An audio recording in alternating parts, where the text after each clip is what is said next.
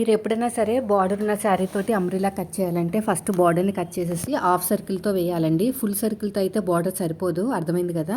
Half circle umbrella వేసుకుని అప్పుడు బార్డర్ని join చేసుకోవాలి. ఫుల్ సర్కిల్ కట్ చేస్తే ఆ బార్డర్ అనేది ఫ్రంట్కే వస్తుంది, బ్యాక్కి రాదు.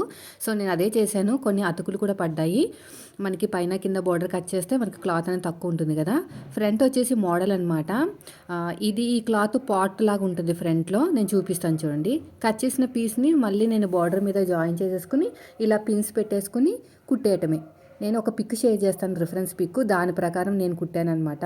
సో నాకు మెమొరీ ఫుల్ అయిపోవడం వల్ల ఈ డ్రెస్ కటింగ్ స్టిచ్చింగ్ షూట్ చేయలేకపోయానండి. ఫుల్గా అయిపోయింది మెమొరీ. అది క్లియర్ చేయాలంటే ఫస్ట్ మనం వచ్చేసి ఒక 5 బ్లౌజుల కటింగ్లన్నా డిలీట్ చేయాలి. అందుకని డిలీట్ చేయలేకపోయాను. సో ఫ్యూచర్లో నాది కుట్టుకున్నా సరే నేను పెడతాను మీకు.